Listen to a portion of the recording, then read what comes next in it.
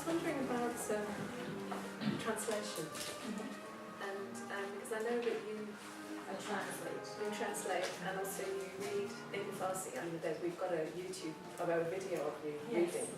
So what I'm wondering is whether in your poetry that's something you would be interested to explore. That is the moment of translation between the two languages that you're working in, actually, because you translated those.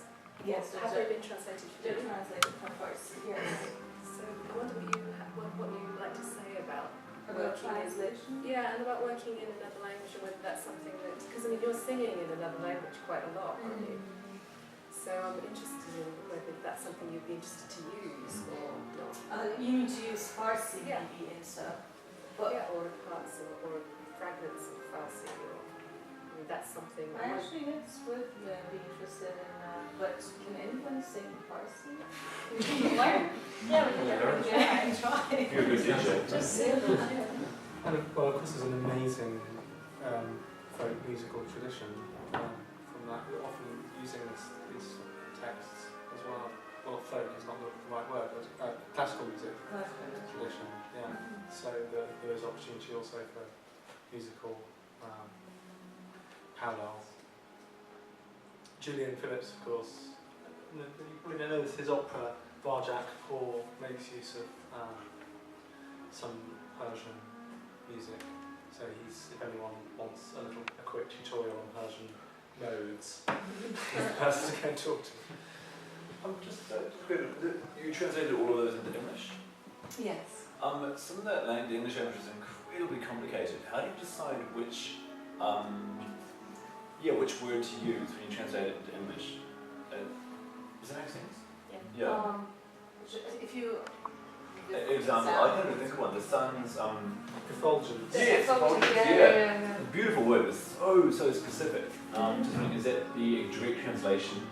Yes, I search a lot and I sometimes change the poem as I'm translating, because these are not translated. Yeah, of course. What, is that just the sound of the word? Or no, I'm not that sensitive to the sound of the word. I just want to, because some concepts are in translation, they can be unknown to another culture, or just very pronounced. So I try to change it a bit.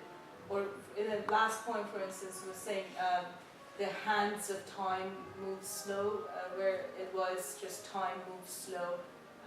But I thought, I just changed it a bit to translate it to English. And do you not find in your translations that you get sometimes a word stress? It might change it completely. Like if we translate something into English, the word stresses are different and it doesn't quite make sense. Do you find that you have to change your poems quite a lot, or does it work? Yeah, well, these first two poems that I read were not edited, but I usually try to ask a poet who reads through my work and edit it, so to avoid mistakes. But these two were recent, so it's like the order of the sentences, isn't it? I think it's like word order. yes, yeah. So I'm working on them. I don't know if this following it is Yes, that's right. How many stresses in the line in Farsi? 4. Approximately. It just is in a regular sentence. In a traditional poem. That is, if there is so much, just there, different lines, which every poem is different, but they follow a certain pattern. Yeah. So it's very complicated. Yeah. You're writing in blocks of 4 lines? As to writing ghazals? No, I mean, when the poem you translated, is it written in 4-line blocks, 4-line stanzas? No, this one, it's not in a certain, Yeah. it's not following a certain pattern.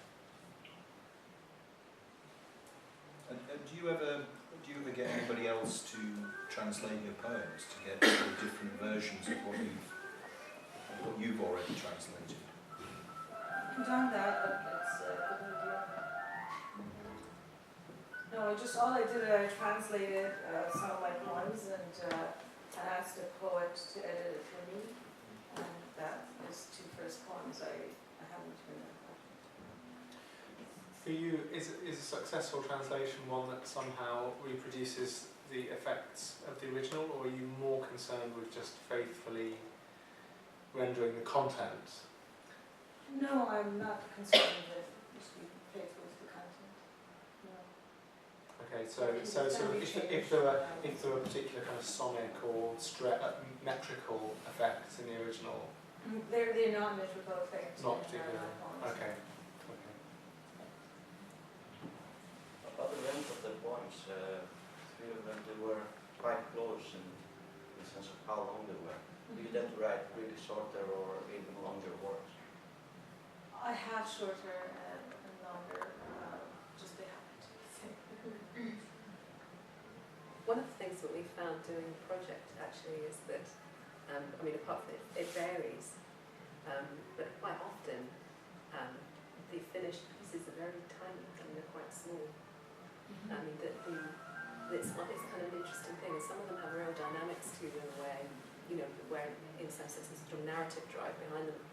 Others prune, and so that by the end you have actually something fairly limited because of the time scale. And it's an interesting process for a poet, I think, that process of pruning and cutting. And in some senses, I think there's a sort of, in some of the groups, there's been a willingness to just let it go. And I mean, I was talking about last year, the group that did the Frankensteining, as they called it. What they did was in some ways pretty difficult if you're very attached to a piece of writing to let go. They let the poem go, and it went on a kind of journey, and first of all it got chopped up and rearranged, the segments of it, by the singer in another order, and then it got given to the composer, and the composer chopped it up again and reframed it, and that's what they meant by Frankenstein. They recreated this monster, as it were, and that was part of their exchange and their collaborative exchange. It took a leap in some ways to do that. What was great about it was that it meant that everybody's practice was up for grabs. It wasn't just the poet who was experiencing it, she was quite happy to do it, but it was also the singer rethinking what she was contributing, and the composer as well. So that willingness to swap roles came through quite strongly, and it's an interesting thing, you know, to when you have a kind of attachment to a certain way of working. I mean, for everyone actually. It's just On the Voiceworks news section, there's a link to this piece called Freizeit Spektakel by Daniel Cutter, and I've forgotten the name of his collaborator. So Daniel Cutter is primarily a librettist and video artist. He's worked a lot with German composers like Helmut Oehring and Ulysses Hoopost and people like that. But he's now got an ongoing collaboration with a composer. But in this piece, which was for the Neue Vokalisten Stuttgart, it was sort of about the things that singers do when they're not singing. So it starts with them, you know, brushing their teeth and having a shower. And there are beautiful videos of them, as it were, performing with themselves, but with their pre-timed selves. But in this piece, they both Daniel and I think it's Hannes, I've forgotten his name, they trespassed on one another's territory. So Daniel was suggesting musical ideas, and his collaborator also kind of visual and textual ideas as well. So I think that's a really, I'd quite like to get them in to come and talk at some point during the year to talk about how that feels, about, you know, making a piece together where, in a sense, everyone is both parties are volunteering. I don't know whether, well, in a sense, there was a collaboration with the Neue Vokalisten Stuttgart guys as well, because I think the ideas for what they were doing, as it were, outside the concert hall, outside the performance space, came from them. So that it was a genuine freeway. There's also I think translation is a really interesting sort of general conceptual area, because that's what we're all doing, in some sense, translating continuously between. Mistranslating, yeah, which is the best. Yeah. Mistranslations, and but also that as part of a practice, it's a great thing to be able to do when you have a piece that you're working with, and you start mistranslating translating deliberately. So that you take a poem and then you take words out and you put other ones in. And you can have a procedural way of doing that. You know, you go into a dictionary and you choose the 1 5 words on from the one that you have, for example. Or, you know, there are techniques to try and rough that up a bit. What comes out is something textually really interesting. It's not a translation, as it says, but it is a mode of translating. It is a kind of translation. Anyway, a lot more work. Wonderful, thank you. Thank you very much. Thank you.